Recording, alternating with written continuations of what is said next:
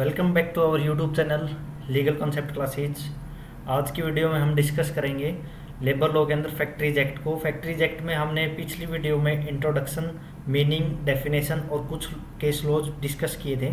आज की वीडियो में हमारा टॉपिक रहने वाला है health, safety and welfare measures of employees, जो कि बहुत बार क्वेश्चन पेपर में आता है। लेबर लॉ के जो भी सेमेस्टर एग्जाम्स होते हैं आपके, उसके अंदर काफ़ी बार हेल्थ के रिगार्डिंग, सेफ्टी के रिगार्डिंग या वेलफेयर के रिगार्डिंग क्वेश्चन पुट किया जाता है। तो सबसे पहला पॉइंट इसके अंदर हेल्थ का दे रखा है फैक्ट्रीज एक्ट के अंदर। हेल्थ के रिगार्डिंग फैक्ट्रीज एक्ट में क्या क्या प्रोविजंस बनाए गए हैं, तो सबसे पहले cleanness in the factory section 11 के अंदर बताया गया है, जैसे आप अपने घर को साफ रखते हैं ऐसे ही फैक्ट्री को क्लीन रखना ज़रूरी है, ताकि वर्कर सेफ तरीके से बिना किसी बीमारियों के, बिना किसी एक्सीडेंट के ईजिली काम कर सके, जो कि मेंशन किया गया है सेक्शन 11 के अंदर। अब क्या क्या प्रोविजन सेक्शन 11 में बनाए गए कि जो भी फैक्ट्री होगी उसके अंदर जो भी डस्ट, डर्ट, स्मोक और गार्बेज वगैरह हैं उसको हर दिन साफ़ किया जाए। फ्लोर्स, स्टेयर्स, हॉलवेज और जो भी आसपास की चीज़ें हैं, आसपास का कूड़ा कचरा है उसको साफ़ किया जाए। डेली स्वेप्ट किया जाए, क्लीन किया जाए रेगुलर बेसिस पे। और जो वॉल्स है और सीलिंग्स है इनसाइड द फैक्ट्री, उनको हर 14वें दिन या फिर साल में एक बार वॉश किया जाए। अगर वॉशेबल पेंट है तो 3 साल के अंदर उसको दोबारा से रिन्यू किया जाए। अगर ऑयली पेंट करवाया गया है फैक्ट्री के अंदर तो 5 साल के अंदर उसको दोबारा से चेंज किया जाए, दोबारा से पेंट किया जाए अगेन। और डोर्स, विंडोज, वुडन और मेटल फ्रेम्स, उन सभी को पेंट किया जाए रेगुलर बेसिस पे, या एक बार 5 साल के अंदर उनको दोबारा से रिपेयर किया जाए, दोबारा से उनके अंदर कलर वगैरह किए जाए। अब सेक्शन 12 बताता है दूसरा पॉइंट जो इसका बताया गया है सेक्शन 12 के अंदर हेल्थ के regarding, disposal of wastage and influence. When things are made in factory, some waste and dirty water are produced, यानी कि जो भी चीज़ें बनाई जाती है उनसे जो भी वेस्ट मटेरियल निकलता है या डर्टी वाटर निकलता है, उसको जो भी अपने आसपास पानी चलता है उसके अंदर ना बहाया जाए, उसको प्रॉपर तरीके से यूटिलाइज किया जाए। वेस्ट को जैसे ज़मीन के अंदर दबा देना और डर्टी वाटर को कहीं और यूज में ले लेना, ताकि वो किसी दूसरे पर्सन को इफेक्ट ना करें। पानी को साफ़ सुथरा रखें। तीसरा जो पॉइंट इसमें दिया गया है वेंटिलेशन एंड टेम्परेचर का, जो भी फैक्ट्री के इनसाइड काम करेंगे वर्कर्स, उनके लिए प्रॉपर वेंटिलेशन और टेम्परेचर की एयर जो कंडीशंस है वो साफ़ सुथरी होनी चाहिए, ताकि जो भी वर्कर है उसके ऊपर इफ़ेक्ट ना पड़े हेल्थ के रिगार्डिंग, या सांस लेने में उसको दिक्कत ना हो। अगर अच्छी हवा होगी तो अच्छे से काम कर पाएगा। अगर टेम्परेचर कूल, ना ज़्यादा कूल हो ना ज़्यादा हॉट हो, तो इजीली एक सुटेबल तरीके से वहाँ पर कंफर्टेबली काम कर पाएगा और बीमार भी नहीं पड़ेगा। फोर्थ पॉइंट में डस्ट एंड फ्यूम के रिगार्डिंग सेक्शन 14 में बताया गया है। डस्ट एंड फ्यूम में क्या बताया गया है कि जो भी काम किया जाता है मैन्युफैक्चरिंग प्रोसेस फैक्ट्री के अंदर, उससे जो भी धुआं निकलता है, डस्ट निकलती है, उसका प्रॉपर तरीके से सॉल्यूशन ज़रूरी है। जैसे कि मशीन्स और टूल्स का यूज़ किया जाए उस डस्ट को और फ्यूम को रोकने के लिए, और उन टूल्स को जो भी डस्ट के रिगार्डिंग है उनको प्रॉपर तरीके से साफ़ किया जाए। और जो भी एरिया है जहाँ पर डस्ट और फ्यूम्स है उनको कवर किया जाए, इनक्लोज किया जाए जितना पॉसिबल हो सके उतना, ताकि वर्कर के फेफड़े और हेल्थ के रिगार्डिंग कोई भी इशू क्रिएट ना हो।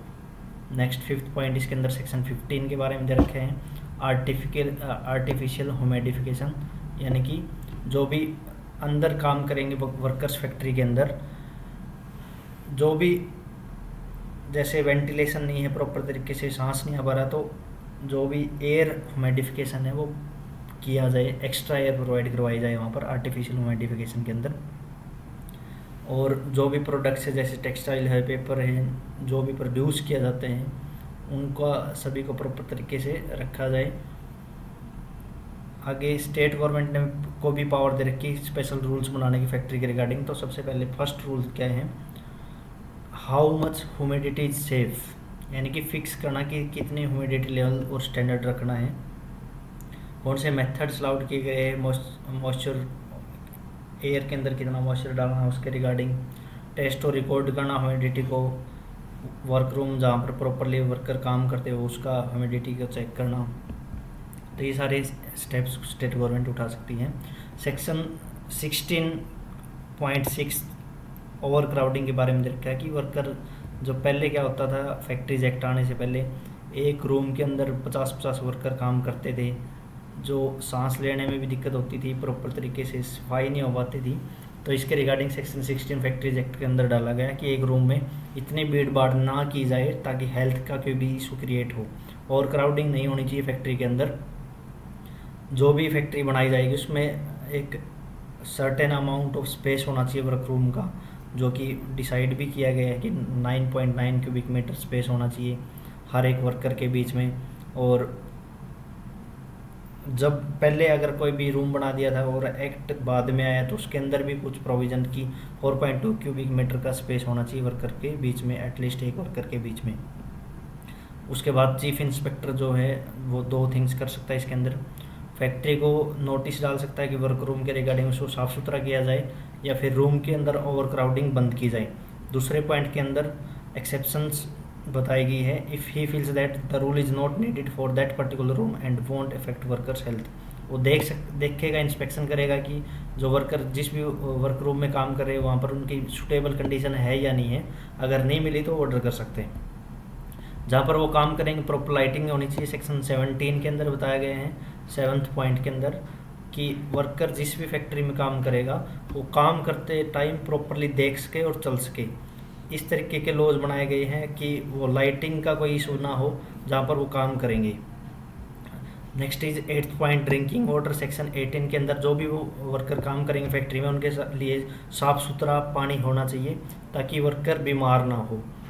टॉयलेट और वॉशरूम्स प्रॉपर तरीके से मैनेज किए होने चाहिए, साफ़ सुथरे होने चाहिए, वेंटिलेटेड होने चाहिए, जो कि सेक्शन 19 के अंदर मेंशन किया गया है। साफ़ सुथरे और separate toilets for male and females. स्पीडन्स यानी कि जो भी थूकते हैं वर्कर वॉल्स पे थूक देते थे पहले, तो इससे साफ़ सुथरी नहीं रह पाती थी बिल्डिंग।